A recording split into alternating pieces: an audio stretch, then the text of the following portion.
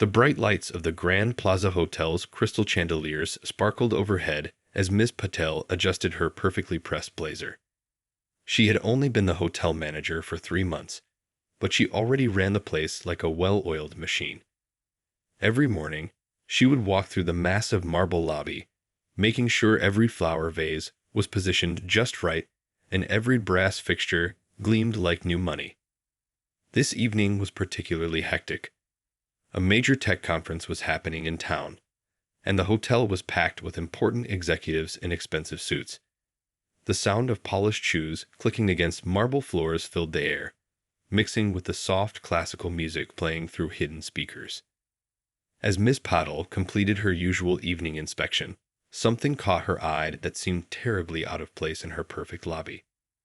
There, settled deep into one of the premium leather armchairs, was a man who looked like he had just walked in from the street. His jeans were worn at the knees, and his plain black t-shirt had definitely seen better days. He was hunched over a laptop that had more stickers on it than Miss Patel had seen on a college student's water bottle. The man's presence was starting to draw attention.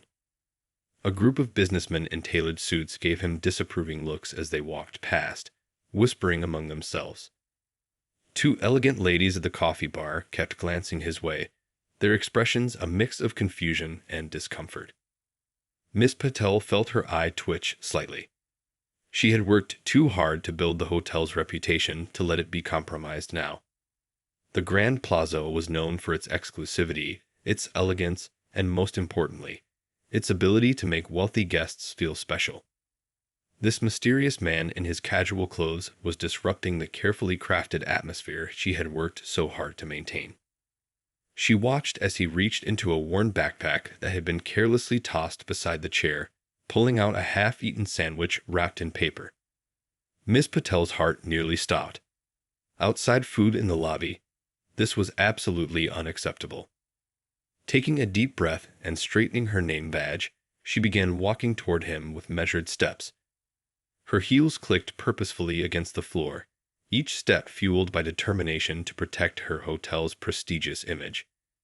She had dealt with all sorts of situations in her career: drunk guests, demanding celebrities, even a pet peacock that one time. But something about this man's complete disregard for hotel etiquette really got under her skin. As she got closer, she noticed more details that made her even more certain he didn't belong. His sneakers were muddy, leaving marks on the carpet beneath the chair. There were crumbs from his sandwich falling onto the imported leather. And was that? Yes, it was. A paper coffee cup from the cheap cafe across the street, when they had their own world-class barista just steps away. The man seemed completely oblivious to the stir he was causing. His eyes were fixed on his laptop screen, fingers typing away at an impressive speed. Every few seconds, he would push his messy hair out of his eyes, completely absorbed in whatever he was working on. Miss Patel cleared her throat as she reached his chair, putting on her most professional smile, the one she reserved for difficult situations. She had perfected this smile over years of handling delicate matters in the hospitality industry. It was polite enough to avoid complaints, but firm enough to show she meant business. Little did she know, this seemingly ordinary evening was about to become one of the most memorable moments of her career. The man slowly looked up from his screen, and something in his eyes made her pause. There was a glimmer of amusement there, almost as if he was expecting her. But Miss Patel pushed aside her momentary uncertainty. After all, she had a job to do, and she was very good at it. The elegant lobby of the Grand Plaza Hotel was about to become the stage for an encounter that would challenge everything Miss Patel thought she knew about luxury hospitality. As she opened her mouth to speak, she had no idea that her next words would set in motion a chain of events that would completely transform her understanding of what it truly means to be a hotel manager. "Excuse me, sir," Miss Patel began, her voice carrying the perfect blend of authority and politeness that she had mastered over the years. "I notice you've been here for quite some time. Are you a guest at our hotel?" She tried to ignore the sandwich wrapper that was now crumpled on the expensive side table. The man looked up from his laptop screen, his eyes twinkling with what appeared to be amusement. Instead of answering, he simply took another bite of his sandwich and turned back to his work. A few crumbs fell onto his worn t-shirt, and he brushed them away without a care in the world. Miss Patel felt her professional smile tighten slightly. In all her years of hotel management, she had dealt with difficult guests, but being completely ignored, that was a new one. She could feel the eyes of other guests on her back, watching this interaction with poorly disguised interest. "Sir," she tried again, this time allowing a firmer edge to creep into her voice.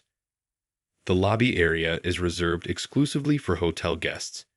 If you're not staying with us, I'm afraid I'll have to ask you to relocate." She gestured toward the revolving doors at the entrance, making her meaning clear. The man finally looked up properly, and for a moment, their eyes met.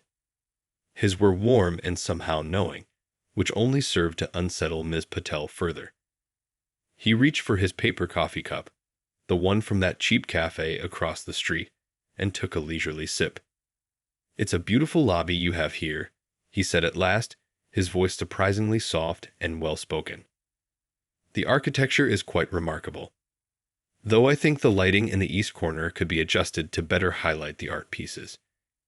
He gestured toward the far end of the lobby where expensive paintings hung on the walls. Miss Patel blinked, thrown off balance by this unexpected response. Was he critiquing her lobby? Her perfectly maintained, meticulously managed lobby. She could feel a headache forming behind her temples. "Sir, while I appreciate your feedback," she managed, trying to keep her composure, "that doesn't address my question. Are you a registered guest at this hotel?" She pulled out her tablet, ready to verify his information in the system. The man closed his laptop slowly, a small smile playing at the corners of his mouth. "You know," he said, completely ignoring her question again, "I stayed at a small hotel in Thailand last month. The building wasn't nearly as grand as this, but there was something special about it.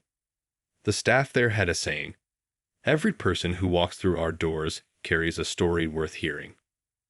By now, several nearby guests had completely abandoned any pretense of not listening. A couple at the coffee bar had stopped mid-conversation to watch, and a businessman had paused his phone call, clearly intrigued by the unfolding scene. Miss Patel felt her frustration mounting. This man was clearly trying to distract her with irrelevant stories, and meanwhile, his very presence was disrupting the sophisticated atmosphere she worked so hard to maintain. The contrast between his casual appearance and the luxury surrounding him seemed even more jarring now. She straightened her blazer and decided to take a more direct approach. "Sir, if you cannot confirm that you're a guest, I'll need to call security to escort you out." She reached for the radio clipped to her belt, her fingers wrapping around it with practiced confidence. The man's response was unexpected. He actually chuckled. A warm, genuine sound that seemed to bounce off the marble floors. "You know what I love about this hotel," he said, gathering his things unhurriedly. "The attention to detail. The way everything has to be just so." He gestured around the lobby. "It shows real dedication. Though sometimes, Miss Patel, the most important details aren't the ones you can see." Her hand froze on the radio. How did he know her name? She glanced down at her name badge, but realized with a start that she had forgotten to put it on after her last meeting. The situation was becoming more confusing by the second, and Miss Patel felt her carefully maintained control of the situation slipping away. Little did she know, her next action would lead to a revelation that would shake the very foundation of everything she thought she knew about hotel management. As she finally pulled the radio from her belt, she had no idea that she was about to learn a lesson that would change not just her career, but her entire approach to hospitality. Miss Patel pressed the button on her radio, her thumb trembling slightly despite her best efforts to remain composed. "Security to the main lobby, please," she spoke clearly into the device, never taking her eyes off the mysterious man. She noticed that his calm smile hadn't wavered even slightly at the mention of security. Within moments, 2 security guards appeared from different directions, their black suits perfectly pressed and their earpieces gleaming under the lobby's crystal chandeliers. Mr. Kumar, the head of security, approached first with his characteristic quiet authority. His partner, Mr. Singh, positioned himself strategically near the entrance, just in case their unwanted guest decided to make a quick exit. The scene had now drawn even more attention.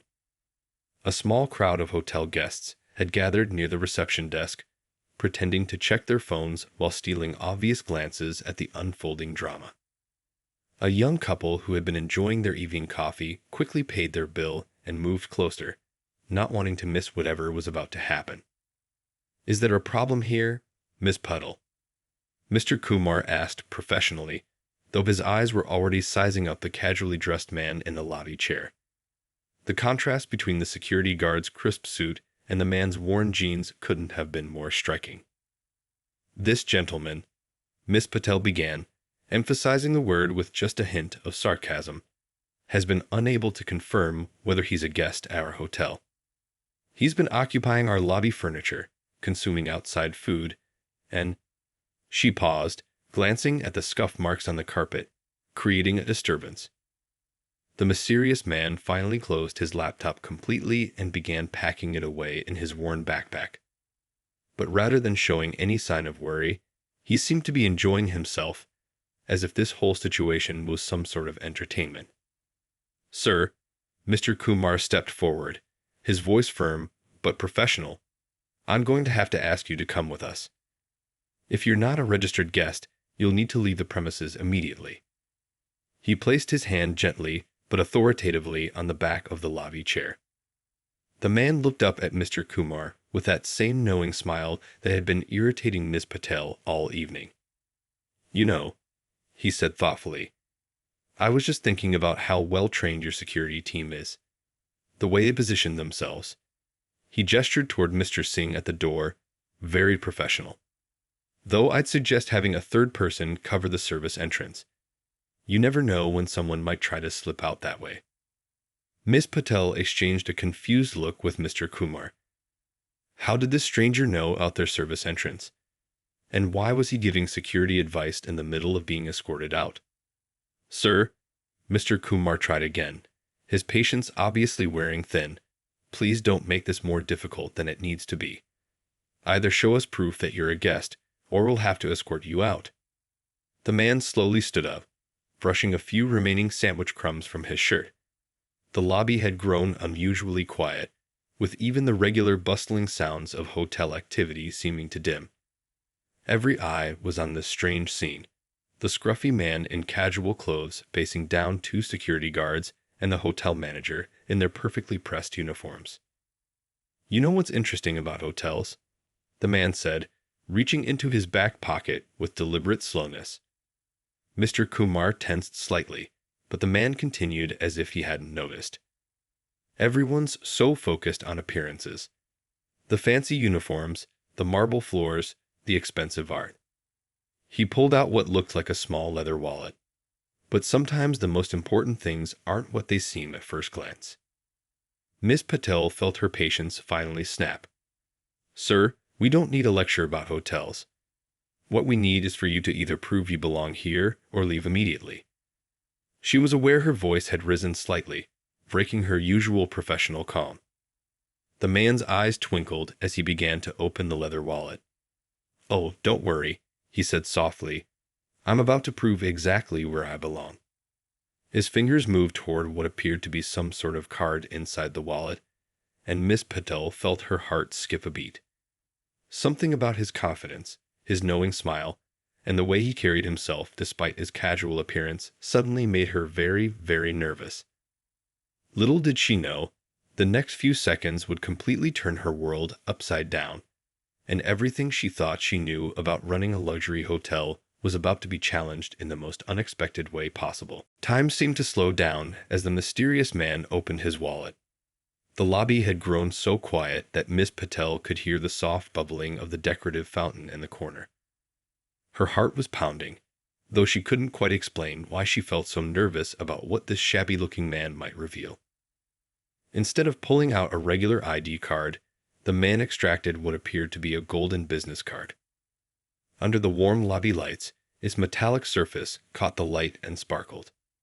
Without saying a word, he handed it to Miss Patel, who took it with slightly trembling fingers. As her eyes scanned the card, she felt the blood drain from her face. There, printed in elegant black letters on the golden surface, was the name Mr. Raj Mehta, owner and CEO, Grand Plaza Hotel Group. Below the name was an embossed company logo that she had seen countless times in corporate documents. That's impossible," she whispered, but even as the words left her mouth, pieces started falling into place. The way he knew about the service entrance, his comments about the lighting and security, his complete comfort in the space despite his casual appearance, it all suddenly made terrible sense. Mr. Kumar, noticing Ms. Patel's reaction, gently took the card from her shaking hands. His eyes widened as he read it, and he quickly stepped back, dropping his hands to his sides. "Sir, we had no idea." The other guests in the lobby, sensing that something significant had just happened, began whispering among themselves. The young couple who had been watching earlier were now recording the scene discreetly on their phones, probably hoping to capture what they suspected was about to be a dramatic moment. "Please," Mr. Mehta said, raising his hand with a gentle smile. "There's no need for anyone to worry." He turned to address the growing crowd of onlookers. "I'd appreciate it if we could keep this moment between us. No need for social media fame today." His voice was kind but carried an unmistakable note of authority that had the couple quickly putting away their phones. Miss Patel felt her knees go weak. She had just tried to throw out the owner of not just this hotel, but the entire hotel chain. Her mind raced through all the things she had said to him, each memory making her cringe more than the last. She had criticized his clothes, his food choices, even the way he was sitting. Her career flashed before her eyes. All those years of hard work, climbing the corporate ladder, only to end like this.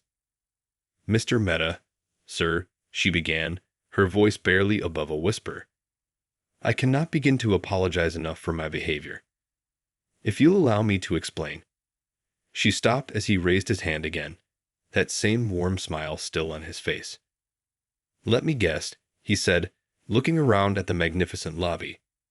"You were protecting the hotel's image, making sure our high-paying guests feel special, maintaining the standards of luxury we're known for." He wasn't mocking her.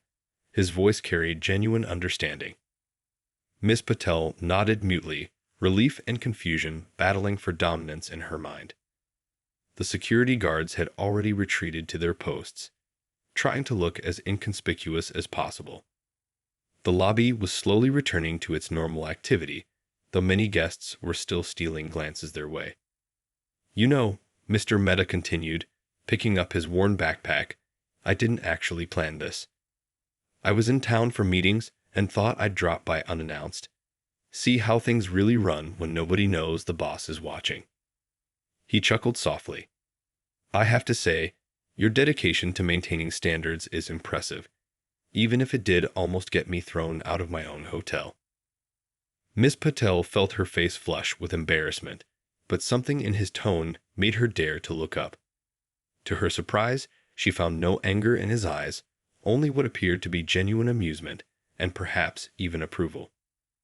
"Sir, I don't know what to say," she managed, her professional composure completely shattered for perhaps the first time in her career. Mr. Mehta smiled again, but this time it was different, more purposeful. "Actually," he said, glancing at his watch, "I think you and I should have a chat. The cafe here makes excellent coffee, doesn't it? Much better than that place across the street." He winked, and Miss Patel felt her entire understanding of luxury hospitality about to be turned upside down. The hotel's cafe was quiet at this late hour, with only a few tables occupied. Miss Patel sat across from Mr. Mehta, still trying to process everything that had happened. The elegant table setting between them felt like a stark reminder of the assumptions she had made earlier about what luxury should look like. "Try the cheesecake," Mr. Mehta suggested, cutting into his slice with obvious enjoyment. "Our pastry chef learned this recipe in New York. Though honestly, I think he's improved on the original." He was still wearing his casual clothes, but somehow they looked different to her now. Less out of place. More purposeful. Miss Patil barely touched her coffee, her hands still slightly shaky. Mr. Mehta, about what happened in the lobby. Let me tell you a story, he interrupted gently, putting down his fork. 20 years ago, I was backpacking across Europe with barely enough money for hostels. I had this crazy dream of owning hotels someday, but back then, I couldn't even afford to stay in one. He smiled at the memory. One rainy night in Paris, I was completely lost. My map was soaked, my cheap phone was dead, and I was freezing. He paused to take a sip of his coffee, the same house blend that Miss Patel had watched him ignore in favor of the cafe across the street earlier. I walked into this fancy hotel just to escape the rain for a minute. I looked terrible. Worse than I do now, if you can believe it, he chuckled. But the night manager there, she did something I never forgot. Instead of asking me to leave, she offered me a cup of hot chocolate and helped me find my hostel on their computer. Miss Patel listened intently, beginning to understand where this story was going. The cafe's soft lighting cast warm shadows across their table, making the moment feel almost surreal. That simple act of kindness, Mr. Mehta continued, shaped my entire vision of what luxury hospitality should be. You see, real luxury isn't just about crystal chandeliers and marble floors. It's about making every single person who walks through those doors feel valued. He gestured toward the lobby, visible through the cafe's glass walls. Look out there. What do you see? Miss Patel turned to look. The evening crowd had thinned, but she could still see various guests moving through the space. A businessman in an expensive suit checking his phone. An elderly couple in tourist clothes admiring the artwork. A young family with tired children, probably just arrived from the airport. I see, she hesitated, really thinking about it. I see different people, all expecting different things from their stay. Mr. Mehta nodded approvingly. Exactly. Some are here for business, some for pleasure, some because they saved up for years for a special occasion. The true art of luxury hospitality is making each of them feel like they belong here. He reached into his worn backpack and pulled out a laptop, the same one covered in stickers that had horrified her earlier. You know why I work from the lobby sometimes? Because that's where you can feel the real heartbeat of a hotel. Not in some corner office, not in monthly reports, but right there where people first walk in. Miss Patel felt something shift in her understanding. All these years, she had been so focused on maintaining an image of luxury that she'd forgotten why people came to hotels in the first place. The security protocols you've implemented are excellent, Mr. Mehta continued, surprising her. Your attention to detail and the maintenance of the property is impressive. But, he smiled warmly, sometimes the most important details are the ones that don't show up on any checklist. He pulled out his phone and showed her some pictures. Hotels from around the world, each one part of their group. In Bangkok, our lobby has a local artist who teaches guests traditional painting every evening. In Dubai, we have a tea ceremony that anyone can join, guest or not. In New York, our cafe hosts amateur musicians on weekends. Miss Patel leaned forward, fascinated despite her lingering embarrassment. But how do you maintain the exclusive atmosphere that our high-end clients expect? Ah, Mr. Mehta's eyes twinkled. That's the beautiful secret. True exclusivity isn't about keeping people out. It's about creating experiences so special that people dream of being part of them. And sometimes, those experiences come from the most unexpected places. Over the next few hours, as the night grew deeper and the cafe grew quieter, Mr. Mehta shared more stories from his journey. He told Miss Patel about sleeping in train stations while dreaming of owning hotels, about working as a dishwasher in small restaurants to learn the business from the ground up, and about finally buying his first small motel with every penny he had saved. You know what's funny? He said, glancing at his worn backpack. Even now, when I can afford the finest things, I keep these old habits. This backpack. I bought it when I got my first job in a hotel kitchen. It reminds me of where I started. Miss Patel found herself leaning forward, completely absorbed in his stories. The more he shared, the more she realized how narrow her view of luxury had been. But sir, she ventured, how do you balance being welcoming to everyone with maintaining the standards our regular guests expect? Mr. Mehta's eyes lit up at the question. Let me show you something, he said, standing up. They walked back to the lobby, which was now peaceful in the late hour. He pointed to a young man sitting in a corner, typing on his laptop. What do you see? A student, maybe. Miss Patel guessed, noticing his casual clothes and tired expression. That's the CEO of a tech startup. He comes here to work sometimes because he says it helps him think. Those muddy shoes. He just got back from installing solar panels in rural villages. Mr. Mehta then gestured to an elderly couple in simple clothes, admiring the artwork. And them. They stayed for 2 years to celebrate their 50th wedding anniversary here. The next morning, Miss Patel arrived at work early, as usual. But something was different. She looked at the lobby with new eyes. Instead of just seeing things that needed to be straightened or cleaned, she noticed the stories unfolding around her. Over the following months, subtle changes began to appear at the Grand Plaza Hotel. The lobby now featured a small corner where local artists could display their work. The cafe introduced a community table, where solo travelers could sit together and share stories. They even started a weekly evening where local musicians could perform in the lobby. The biggest change, though, was in Miss Patel herself. She still maintained the hotel's high standards, but now she looked beyond the surface. When she saw a backpacker stop in to admire the lobby, instead of asking them to leave, she offered them a tour. When a young couple came in just to take photos, she helped them find the best spots. 6 months after that fateful evening, Mr. Mehta returned for another surprise visit. This time, he found a very different scene. The lobby was still as elegant as ever, but it was alive with a new energy. A local grandmother was teaching guests how to make traditional flower garlands in one corner.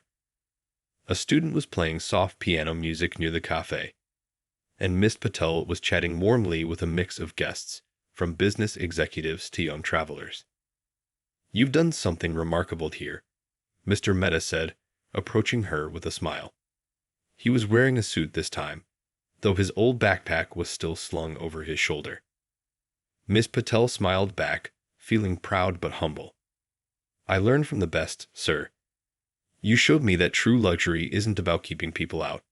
It's about bringing them in and making them feel special, no matter who they are. That evening, as she watched the sunset through the lobby's grand windows, Miss Patel noticed a young woman in worn jeans and a simple t-shirt, looking lost and clutching a map. Without hesitation, she walked over with a warm smile. Welcome to the Grand Plaza, she said, meaning every word. Can I help you find your way? The young woman's relieved smile reminded her of Mr. Mehta's story about that rainy night in Paris, and in that moment, Miss Patel knew that she had finally understood what real hospitality meant. It wasn't about the marble floors or crystal chandeliers. It was about making every single person feel like they belonged, one story at a time. The Grand Plaza Hotel had always been known for its luxury, but now it was known for something even more valuable, its heart. And that, as Miss Patel had learned, was the greatest luxury of all.